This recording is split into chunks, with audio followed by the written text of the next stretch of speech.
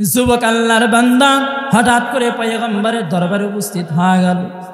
পয়গম্বর যুবককে জিজ্ঞাসা করলেন, হে যুবক, তুমি কেন আজকে আমার এই সময়ের মধ্যে দরবারের মধ্যে উপস্থিত হয়ে গেলা? যুবক অজোরে কান্না শুরু করে দেয়। যুবক কান্না থামে না। পয়গম্বর আবার প্রশ্ন করলেন, হে যুবক, তুমি কেন কান্না করো? যুবক তারপরে কোনো উত্তর জানায় না। এক পর্যায়ে যুবক বললেন, হে আল্লাহ, হে পয়গম্বর, আমার মতো গুনাহগার কেউ হতে পারে না, আমার বলার মতো সাহসও হচ্ছে না। হে পয়গম্বর, আমার মতো গুনাহগার এই দুনিয়ার মধ্যে আর একটা হতে পারে না। পয়গম্বর বললেন, হে যুবক, তুমি কি এমন একটা গুনাহ করে ফেললা? এইবার যুবক ডাক দিয়া কয়, এ পয়গম্বর, আমি প্রতিদিনের নাই, আমার এমন একটা পেশা রয়েছে। আমার পেশা হলো, মানুষ যখন দুনিয়ার ভিতর থেকে ইন্তিকাল করে যায়, মানুষ যখন মারা যায়, তার কবর থেকে তার লাশ থেকে আমি কাফন ছাড়াই। সেই কাফনটা নিয়ে আমি বাজারের মধ্যে বিক্রি করে ফেলি। হে মুসলমান, কথাগুলি ভালো করে শুনে নেন। আল্লাহ তাআলা কি পরিমাণ তওবাকারীকে ভালোবাসেন, কি পরিমাণ তওবাকারীকে আল্লাহ তাআলা পছন্দ করেন। যুবক পয়গম্বরকে জানাইলেন, হে পয়গম্বর, প্রতিদিনের নাই, আজকেও যখন আমি যখন কাফন চুরি করার জন্য গেলাম, আজকে আমি কবর খুঁড়ে দেখলাম এমন একটা সুন্দরী মেয়ের লাশ, সুন্দরী একটা যুবতীকে দেখতে পাইলাম। আমি নিজেকে কখনো ধরে রাখতে পারলাম না। আমি সুন্দরী মেয়ের সঙ্গে আমি জিনার কাজের মধ্যে লিপ্ত হয়ে গেলাম।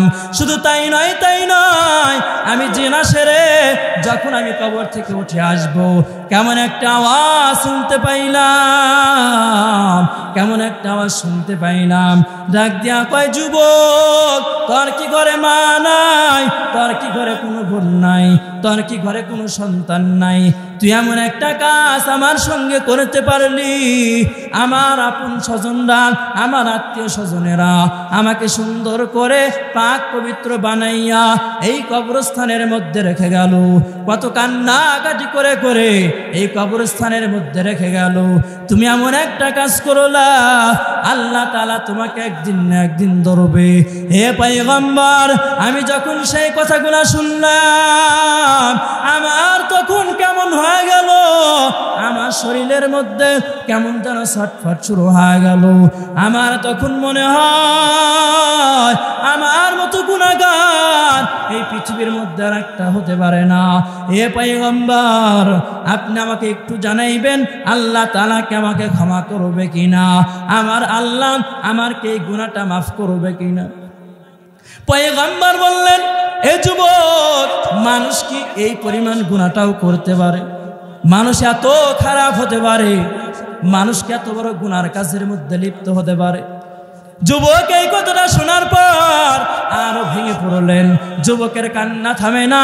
যুবক কান্না করতে করতে বড় টেনশন, বড় পেরেশান। আমার মাওলা আমাকে মনে হয় কোশ্চিন কালেও ক্ষমা করবে না। আমার আল্লাহ এই জিন্দেগি হতে হয়তো আমাকে কোনোদিন মাফ করবে না। জিন্দেগির মধ্যে, দুনিয়ার মধ্যে তো এরকম অনেক বান্দা রয়েছে, আমরা গুনাহ করতে করতে পাহাড় পরিমাণ গুনাহ করে ফেলেছি।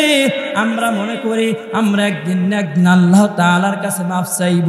কিন্তু বান্দা, না না না, এখানে এই ময়দানের মধ্যে বসে রইলাম, এইখান থেকে সুস্থ সবল হয়ে বাড়িতে ফিরে যেতে পারবো কিনা তার তো কোনো গ্যারান্টি নাই।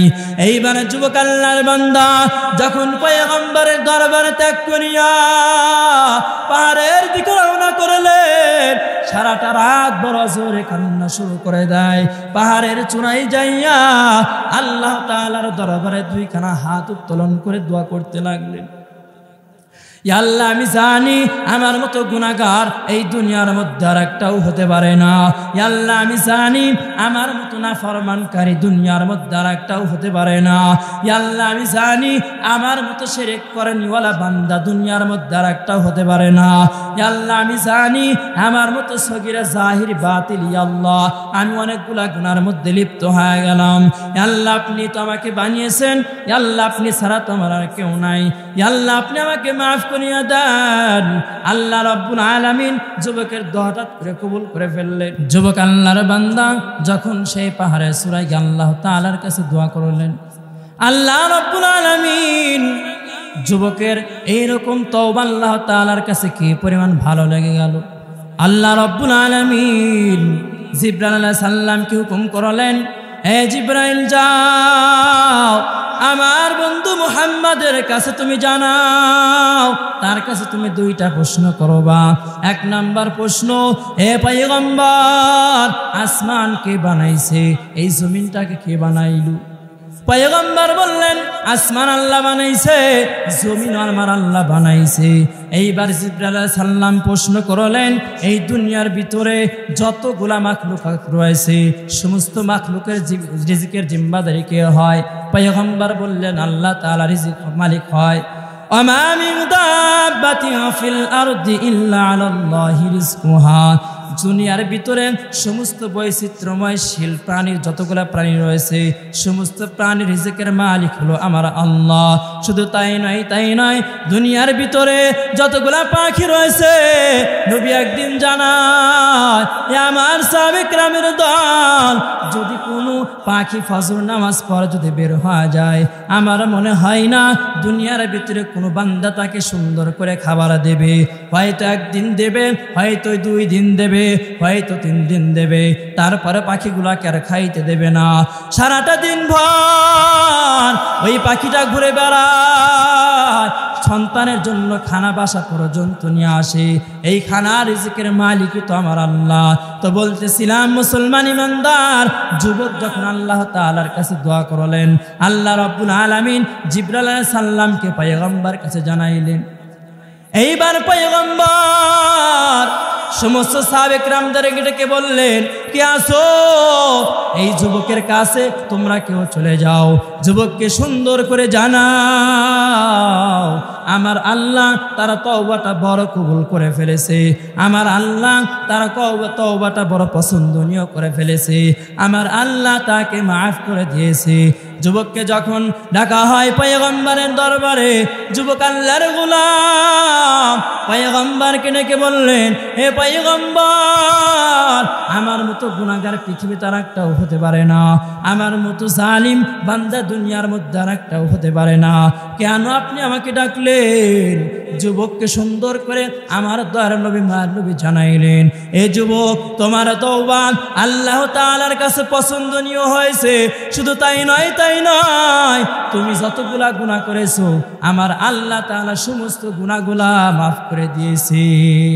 ইমামুল আউয়ালিন আল আখিরিন বহরে সদকা রহমাতাল লিল আলামিন শুধু ওজুদাস রহমাতাল লিল আলামিন মসজিদে ও শুধু হামারো ইয়াসমিন সৈয়দুল কাউনাইন খতমুল মুরসালিন আখিরামত বুদ ফখরুল আউয়ালিন অগণবীর উম্মতেরা হয়ে আজি দিশে হারা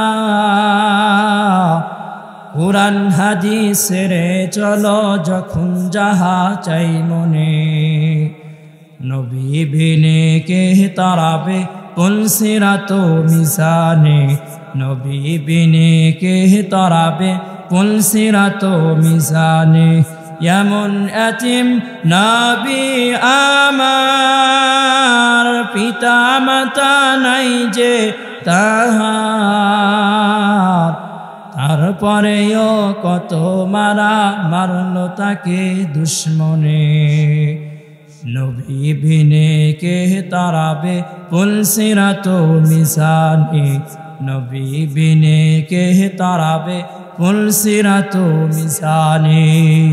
আমার আপনার দিকে যদি একটা বার লক্ষ্য করে দেখি আল্লাহ তাআলা আমাকে কত সুন্দর করে বানাইছেন, আল্লাহ তাআলা কত সুন্দর আমাকে নিয়ামত দান করেছেন। একটু পরিমাণ যদি আমার আপনার একটু পরিমাণ যদি জ্বর হয় মনে মনে চিন্তা করি হায় হায়, আল্লাহ তাআলা আমাকে এমন একটা অসুস্থতার মধ্যে রেখে দিল, আমি কাজ করতে পারি না, আমি খানাও ঠিক মতো খাইতে পারি না, এলাকার ভিতরে তো মানুষের অভাব নাই, শুধু আল্লাহ তাআলা আমাকেই দিল। এরকম বলা যাবে না বান্দা, না না, আল্লাহ তোমাকে যে হালতে রাখে না কেন তারপরে শুকরিয়া আলহামদুলিল্লাহ। তো দেখেন এলাকার ভিতরে অনেক মানুষ রয়েছে, কেউ রাস্তাঘাটে, কেউ বাজার ঘাটে, নানা রকম কাজের মধ্যে ব্যস্ত রয়েছে। জান্নাতের বাগানের ভিতরে বসা আল্লাহ তাআলা অনেকেই কি সুযোগ ব্যবস্থা করে দেয়নি। মাহফিল এলাকায় যে হয় রহমত শুরু, এখানে আলেম ওলামারা কথা বলবে, কোরআন হাদিস থেকে কথা বলবে। সেই কথা বলার কারণে যদি কোনো বান্দা কিংবা কোনো বান্দি যদি একটু পরিমাণে যদি হেদায়েত হয়, বেনামাজি বান্দা বান্দি যদি নামাজি হয়, দাড়িওয়ালা সারা বান্দা যদি দাড়িওয়ালা হয়, শিরিক করেনিওয়ালা বান্দা যদি শিরিক ছাড়তে পারে, তাহলে মাহফিল কামিয়াব। সুবহানাল্লাহ। তো দেখা যায় আজকে আমরা দুনিয়ার মধ্যে আসলাম, আমরা নবীর উম্মত বলে দাবি করি যে আমি সর্বশেষ নবীর উম্মত, আখিরি জামানার বড় নবীর উম্মত, এই দাবিটা আমরা করি। আমরা এটাও দাবি করে থাকি আমি মুসলমানের সন্তান, আমি মুসলমানের ঘরে তো জন্মগ্রহণ করেছি, আমার ধর্ম ইসলাম, এরকম আমরা দাবি করি। আমরা যখন পরিচয় দেই যে আমি সর্বশেষ নবী, আখিরি জামানার নবীর উম্মত, আমি যে পরিচয়টা দিলাম তার লেবাসের সঙ্গে আমার লেবাসটা মিল আছে কিনা, তার চরিত্রের সঙ্গে আমার কোনো চরিত্রের মিল আছে কিনা, তার সোহবতের সঙ্গে আমার কোনো সোহবতের মিল আছে কিনা। এজন্য পয়গম্বর বলেছেন, লা ইউমিনু আহাদুকুম হাত্তা আকুনা হাব্বা ইলাইহি মিন ওয়ালিহি ওয়া ওয়ালাদিহি ওয়ান নাসি আজমাইন। পয়গম্বর জানাইছেন, বান্দা তুমি ততক্ষণ পর্যন্ত মুমিন নয় যতক্ষণ পর্যন্ত তোমার চাইতে, তোমার সন্তানাদির চাইতে, তোমার মা বাবার চাইতে আমাকে যতক্ষণ পর্যন্ত তুমি মহব্বত করতে না পারবা, আমার জীবনের চাইতে বেশি যখন আমার নবীকে মহব্বত করব, আমার সন্তানের চাইতে যখন আমার পয়গম্বরকে আমি বেশি মহব্বত করব, আমার মেয়ের চাইতে আমি যখন আমার নবীকে মরণ প্রাণ থেকে মহব্বত করব, তার প্রতি ঈমান আনব, তখন আমি প্রকৃত মুসলিম হিসাবে গণ্য হব। এই যে দুনিয়ার মধ্যে দেখা যায়, আমি বলে থাকি আমি মুসলমানের সন্তান, আমার মা বাবার ধর্ম ছিল মুসলিম, আমি সেই সূত্রে বড় উচ্চ স্বরে আওয়াজ দিয়ে বললাম আমি মুসলিম হয়ে গেলাম, আমি সর্বশেষ নবীর উম্মত। কাল কিয়ামতের ময়দানে আল্লাহ রাব্বুল আলামিন সমস্ত উম্মতদেরকে দাঁড় করাইবেন, সমস্ত মাখলুক, মাত্র দুইটা মাখলুকের আল্লাহ তাআলা হিসাব নেবেন, আমা খালাকতুল জিন্না ওয়াল ইনসা ইল্লা লিয়াবুদুন। জিন এবং ইনসান এই দুইটা জাতির হিসাব আল্লাহ তাআলা কাল কিয়ামতের ময়দানে নেবেন। এই যে দুনিয়ার মধ্যে এখনকার মানুষ তো বেশি দিন বাঁচতে পারে না, 60 থেকে নিয়ে 65 বছর, ঊর্ধ্বে 70 বছর মানুষ দুনিয়ার মধ্যে বাঁচতে পারে। কিন্তু বান্দা না না, এখন যদি একটাবার নিজের দিকে চিন্তা করা যায়, নিজের মনটাকে যদি একটাবার জিজ্ঞাসা করা হয়, শিশুকাল থেকে আজকের এই দিন পর্যন্ত চলে আসলাম, আমার কয়টা দিন গুনাহ ছাড়া কাটলো, আমার কয়টা দিন নামাজ পড়ে পড়ে গুনাহ মুক্ত জিন্দেগি কাটাইতে পারলাম। আজকের দিন চলে গেল, এই যে 15 তারিখ, আজকের দিনটা চলে গেল, আজকের দিনে আমার দ্বারা কোনো গুনাহ হয়েছে কি হয় নাই তার তো কোনো বান্দা গ্যারান্টি নাই। আছে কি কেউ বলতে পারবেন যে আজকে আমার দ্বারা গুনাহ হয়? আমার হাতের দ্বারা গুনাহ হইতে পারে, আমার চক্ষুর দ্বারা গুনাহ হইতে পারে, আমার পায়ের দ্বারাও বান্দা গুনাহ হইতে পারে। আমরা শুধু মাহে রমজান মাসে এই হুকুমটা মেনে থাকি, না না, রোজা থাকা অবস্থায় কখনো সিনেমা দেখা যাবে না, রোজা থাকা অবস্থায় কখনো মিথ্যা কথা বলা যাবে না। যদি জিজ্ঞাসা করা হয় কেন মিথ্যা কথা বলা যাবে না, ওই ব্যক্তি তখন উত্তর দিয়ে বলবে, রোজা থাকা অবস্থায় যদি আমি মিথ্যা কথা বলি তাহলে আমার গুনাহ লেখা হবে, আমার রোজা হালকা হয়ে যাবে। রোজা থাকা অবস্থায় আমি যদি আমার চক্ষু দ্বারা সিনেমা দেখি, বেগানা নাচ গান যদি আমি দেখি, তাহলে আমার রোজাটা হালকা হয়ে যাবে। আমরা শুধু মাহে রমজান মাসে মেনে চললাম, কিন্তু বান্দা 12 মাস, এই 12 মাস মানার কোনো খবর নাই। তাহলে আমি আপনি কেমনে মুসলিম বলে দাবি করব? এমন মুসলমানের সন্তান দুনিয়ার মধ্যে দেখা যায় আজ পর্যন্ত সহি শুদ্ধ করে নামাজটা আদায় করতে পারে না, আজ পর্যন্ত তারা সহি শুদ্ধ করে কালেমা গোলা বলতেও পারে না। এমন মুসলমান এই জমিনের মধ্যে অভাব নাই। শুধু নামে নবীকে মুহাব্বত করলাম, শুধু মুখে মুখে আমি পয়গম্বরকে মুহাব্বত করলাম। হে মুসলমান শুনে নেন, শুনে নেন, পয়গম্বর যখন প্রতিদিনের ন্যায় সেই দিনে যখন মসজিদে নববীর মধ্যে বসে রয়েছে, হঠাৎ আবু তলহা নামক এক সাহাবী পয়গম্বরের কাছে চলে আসলেন। এ মুসলমান কি পরিমাণ মুহাব্বত করতেন, আমার দয়ার নবী মার নবীকে কি পরিমাণ ভালোবাসতেন। আবু তলহা পয়গম্বরকে প্রশ্ন করলেন, হে পয়গম্বর, আমি ঠিক মতো মসজিদের মধ্যে নামাজ আদায় করার জন্য আসতে পারি না। বেশ কিছু সাহাবী আবু তলহার নামে একটা বিচার নালিশ জানাইলেন, হে পয়গম্বর, আবু তলহা ঠিক মতো মসজিদের মধ্যে আসতে পারে না। শুধু আজকে তাই নয়, তাই নয়, এ আবু তলহা অনেকদিন যাবৎ মসজিদে ঠিক মতো আসতে পারে না। পয়গম্বর সকল সাহাবীদেরকে নিয়ে যখন আবু তলহার বাড়ির উদ্দেশ্যে রওনা করলেন, বেশ কিছু সাহাবীদেরকে নিয়ে যখন আবু তলহার বাড়ির দিকে রওনা করলেন, মক্কা নগরীতে নিয়ম ছিল কোন মুসলমান যদি কোন মুসলিমের বাড়ির দিকে রওনা করে তাহলে 3 বার তার গেটে যাওয়ার জন্য অনুমতি চাইতেন।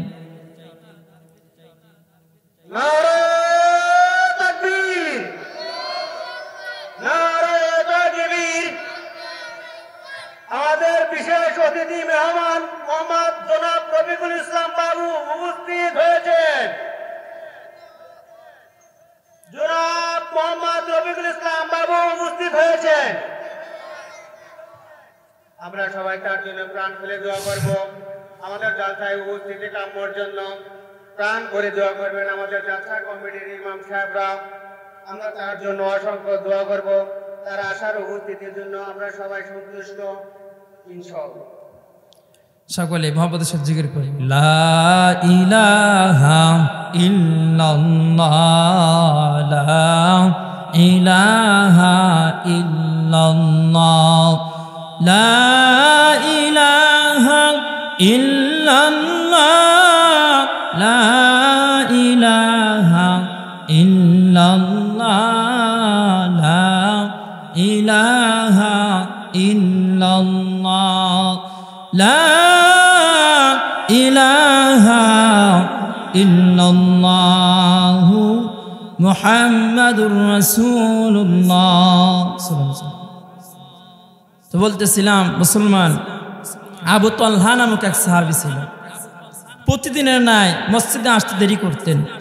তো বেশ কিছু সাহাবী পয়গম্বরের কাছে চলে গেলেন, হে পয়গম্বর, এই আবু তলহা নামক সাহাবী প্রতিদিনের ন্যায় মসজিদের ভিতরে দেরি করে আসে। দেখেন কি পরিমাণ পয়গম্বরকে ভালোবাসতেন। পয়গম্বর সুন্দর করে সাহাবীদেরকে নিয়ে যখন আবু তলহার বাড়ির দিকে রওনা করলেন, রাস্তার ভিতরে রওনা করলেন। মক্কা নগরীতে একটা নিয়ম ছিল, কোনো মুসলমান যদি কোনো মুসলিমের বাড়িতে চলে যায় তাহলে তার বাড়িতে যাওয়ার পর 3 বার অনুমতি চাওয়ার নিয়ম ছিল। আসসালামু আলাইকুম ইয়া আহলাল বাইত। পয়গম্বর যখন আবু তলহার বাড়িতে যাওয়ার পরে অনুমতি চাইলেন, আসসালামু আলাইকুম ইয়া আহলাল বাইত, কোনো সাড়া নাই, কোনো শব্দ নাই। এইবার যখন দ্বিতীয়বার আবার অনুমতি চাইলেন, আসসালামু আলাইকুম ইয়া আহলাল বাইত। আবু তলহা যখন গেটটা খুলে তাকে ভিতরে আসার জন্য অনুমতি প্রদান করলেন, পয়গম্বর যখন বাড়ির ভিতরে চলে যায়, আবু তলহা দেখে বড় খুশি হয়ে গেল। আর মনে মনে চিন্তা করে, আমার ঘরের ভিতরে সেই পরিমাণ কোনো সহ্য নাই যেই জিনিসকে দিয়ে আমি পয়গম্বরকে আপ্যায়ন করব। পয়গম্বর যখন ঘরের ভিতরে রওনা করলো, হঠাৎ এমন একটা আওয়াজ পয়গম্বরের কানের মধ্যে ভেসে উঠল, কেমন যেন একটা বাচ্চা ছেলের কান্না। পয়গম্বর আবু তালহাকে সুন্দর করে জিজ্ঞাসা করলেন, হে আবু তালহা, তোমার ঘরের ভিতর থেকে কেন ছেলে মেয়ের কান্না আসে? আবু তালহা ডেকে বললেন, হে পয়গম্বর, আমি বলতে পারবো না। শুধু তাই নয়, আবু তালহা জোরে কান্না শুরু করে দেয়। এ পরিমাণ কান্না সাহাবে কিরামরা ডাক দিয়া কয়, হে আবু তালহা, তোমার হঠাৎ কি এমন হয়ে গেল? তোমার চোখে কেন পানি? আবু তালহা জোরে কান্না শুরু করে দেয়। এক পর্যায়ে পয়গম্বরকে বলতে লাগলেন, হে পয়গম্বর, আমি বলতে পারি না, আমার কলিজাটা ছিঁড়ে যায়। আমার কলিজার টুকরা সন্তান সে ঘরের ভিতরে জোরে কান্না করে। বলে, কেন কান্না করে? পয়গম্বর যখন তারা ঘরের ভিতরে প্রবেশ করলেন, দেখে ওনার সন্তানকে এরকম করে 2 হাত বেঁধে রেখেছে। পয়গম্বরকে বললেন, হে আবু তালহা, তুমি কেন এই মাসুম বাচ্চাটা কেমন একটা আযাবের মধ্যে রেখে দিয়েছো? এই ছেলে কি এমন একটা অপরাধ করলো যার কারণে তুমি মাসুম বাচ্চাটাকে এরকম কষ্টের মধ্যে রেখে দিয়েছো? আবু তালহা ডাক দিয়া কয়, হে পয়গম্বর, আমার বলতে বড় লজ্জা হয়। আমি জানি আমি বাবা আজ পর্যন্ত বাবা হিসাবে গণ্য হতে পারি নাই। আমি তালহা এতটাই গরিব, আমার সন্তানটাকে 2টা খেজুর কিনে দেওয়ার মতো আমার সামর্থ্য নাই। আমার সন্তানটাকে আমি বাবা হইয়া মশা কিনে দেওয়ার মতো আমার কাছে সেই পরিমাণ কোনো টাকা নাই, সেই পরিমাণ অ্যাবিলিটি আমি তালহার কাছে নাই। হে পয়গম্বর, ভালো করে শুনেন, আমার কলিজার টুকরা সন্তান যখন ওই যে একটা খেজুর গাছ দেখতে পান, ওই খেজুর গাছ একটা ইহুদি আল্লাহর বান্দা, যখন আমার সন্তান প্রতিদিনের ন্যায় ওই খেজুর গাছের নিচে চলে যায়, খেজুর কুড়াইতে চলে যায়, 1 দিন যায়, 2 দিন যায়, 3 দিনের মাথায় ইহুদি আমাকে গালি দিয়ে ফেলল। শুধু আমাকে গালি দেয় নাই, আপনাকে সহ গালি দিয়েছে। তুমি না সর্বশ্রেষ্ঠ উম্মত, তোমরা না উত্তম চরিত্রবান অধিকারী নবীর উম্মত, তোমরা না মুহাম্মাদের উম্মত। মুহাম্মাদের মতো মানুষ তো কেউ হতে পারে না। মক্কার জমিনে তার মতো আকীদাওয়ালা কোনো মানুষ হতে পারে না, তার মতো সুন্দর মানুষ, তার মতো বিশ্বাসী মক্কার মধ্যে আর একটা মানুষ তো হতে পারে না। তুমি তার অনুসরণকারী হইয়া কেন আমার খেজুর গাছতলা তুমি খেজুর কুড়াও? হে পয়গম্বর যখন এই কথাটা বলেছে, আমি তালহা সহ্য করতে পারি নাই। আমার নবীকে তুলে এত বড় কথা বললো, আমার সন্তানটাকে তো আমি মানাইতেও পারি না। আমার সন্তানটাকে 1 দিন নয়, 2 দিন নয়, 3 দিন পর্যন্ত আমার এই মাসুম বাচ্চাটাকে আমি না করলাম, কিন্তু আমার সন্তান শোনে না। তারপরেও সেই খেজুর গাছতলা খেজুর কুড়ানোর জন্য যায়। কিন্তু পয়গম্বর, আমার সন্তান ওই খেজুর গাছতলা যখন যাবে, ওই ইহুদি আবার আপনাকে গালি দেবে। আমি আবু তালহা এই গালিটা মেনে নিতে পারবো না। এই জন্য আমার কলিজার টুকরা সন্তানটাকে বেঁধে রাখলাম। পয়গম্বর জোরে কান্না শুরু করে দেয়, আর সমস্ত সাহাবে কিরামদেরকে ডেকে বললেন, এ আমার সাহাবে কিরামেরা, তোমরা তাকাইয়া দেখো আমার তালহা আমার জন্য কি পরিমাণ কষ্ট মুজাহেদা করে। শুধু তাই নয়, নিজের কলিজার টুকরা সন্তানের চাইতেও আমাকে বেশি মহব্বত করেছে। শুধু তাই নয়, হে আমার সাহাবে কিরামেরা, কে আসো আমার আবু তালহার সেই খেজুর গাছটাকেও ক্রয় করে দিবা। এমন একটা সাহাবী আসনি, ওসমান সেইখান থেকে পিছন দিয়ে বের হয়ে গেল।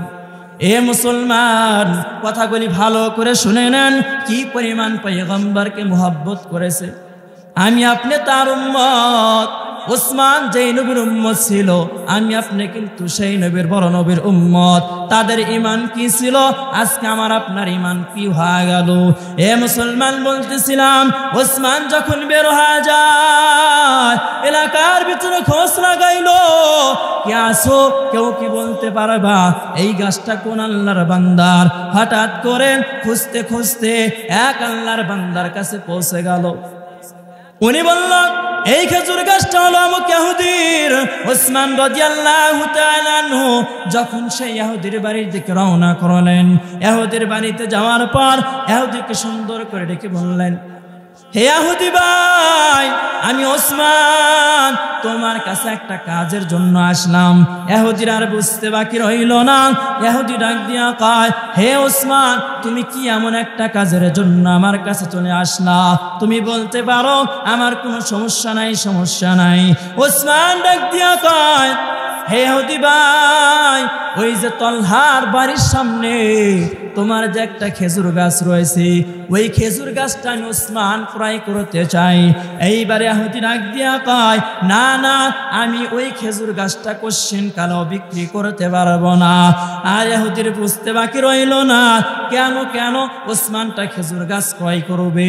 ইহুদি বুঝতে পারলো, ওই যে তলহার সন্তান আমার খেজুর গাছতলা খেজুর কুড়ানোর জন্য চলে আসে, আমি বকা দিয়েছি, তাই বলে ওসমান খেজুর গাছটা ক্রয় করার জন্য আসলো।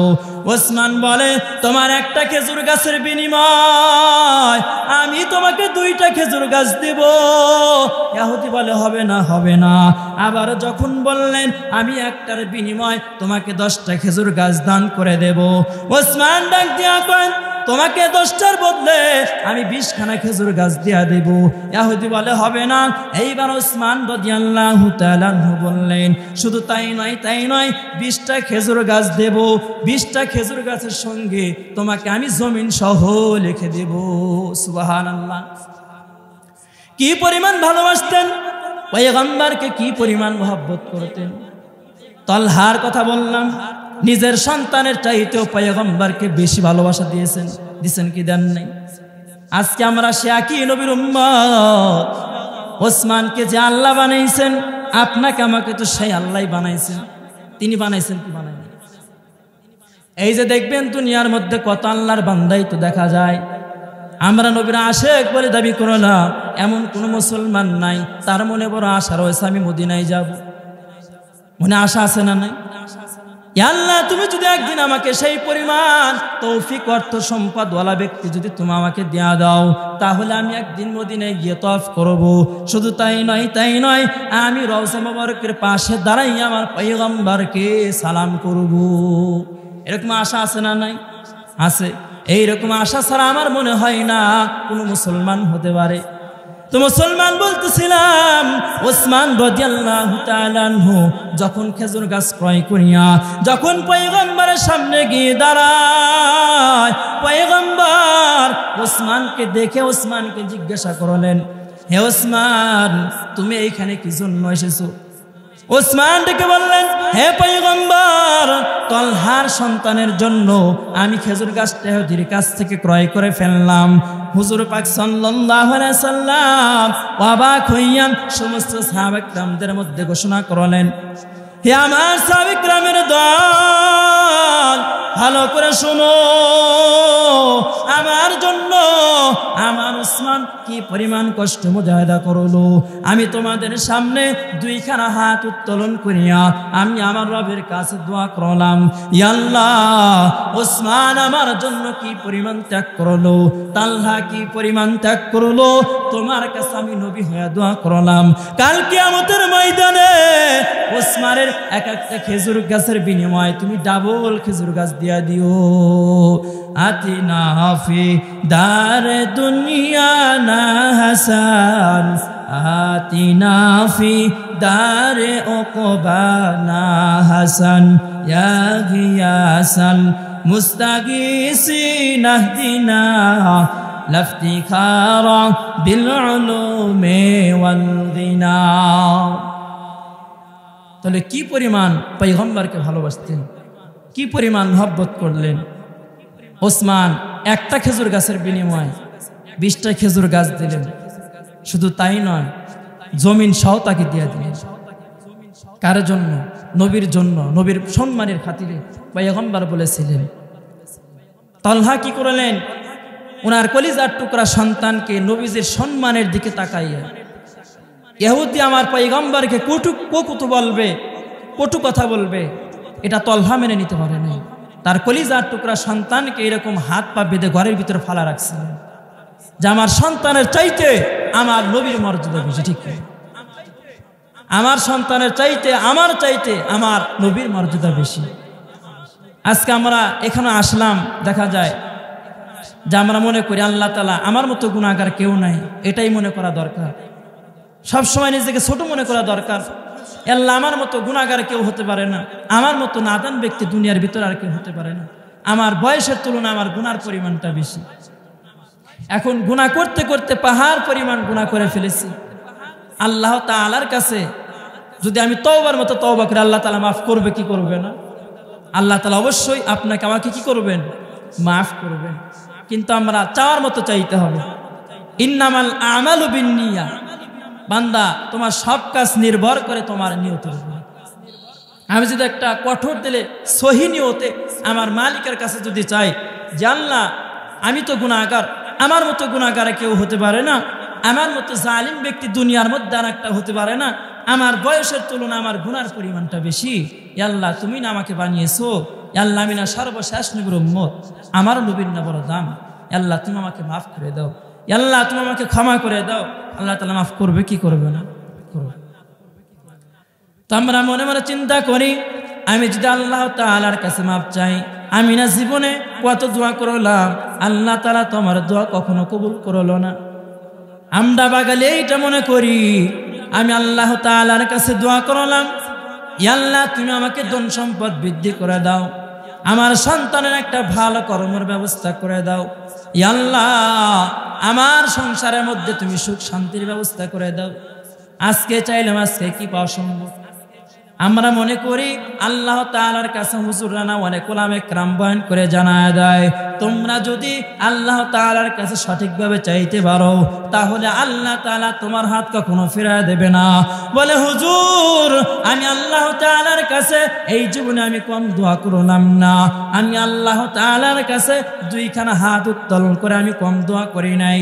এই যে কান্দাবাড়ার এই সাইডে আমি বেশ কিছুদিন পড়াইতে যাই, অনেকেই দেখা যায় বৃহস্পতিবার একদিন বয়ানের মধ্যে এক লোক জিজ্ঞাসা করে বলল, আমি এত দোয়া করলাম আমার কেন দোয়া কবুল হয় না? আমি এমন কোনো বিষয় নাই আমি আমার রবের কাছে দোয়া করি নাই, আমার এমন কোনো বিষয় নাই আমি আমার রবের কাছে আমি জানাই নাই। আবার অনেকেই বলে যেই দিন মাহে রমজানের 15 দিন আগে শবে বরাত যাকে বলা হয়, ওই রাত্রেবেলা দোয়া করলে নাকি আল্লাহ তাআলা কোনোদিন হাত ফিরায় না। বলে হুজুর আমি ওই রাতেও দোয়া করলাম, তারপরে আল্লাহ তাআলা আজ পর্যন্ত আমার দোয়া কবুল করে না। আমি তখন মনে মনে চিন্তা করলাম এই বান্দার মধ্যে একটু পরিমাণ ইমানের ঘাটতি রয়েছে, আমার মালিকের প্রতি তার একটু পরিমাণ বিশ্বাস ঘাটতি রয়েছে। আমার মালিক যে কি পারে এই বান্দা কখনো বুঝতে পারে নাই। কেন বুঝতে পারলো না? এক নাম্বার সর্বপ্রথমই তো বলে ফেললাম ইন্নামাল আমালু বিন্নিয়াত, বান্দা তোমার সব কাজ নির্ভর করে তোমার নিয়তের উপরে।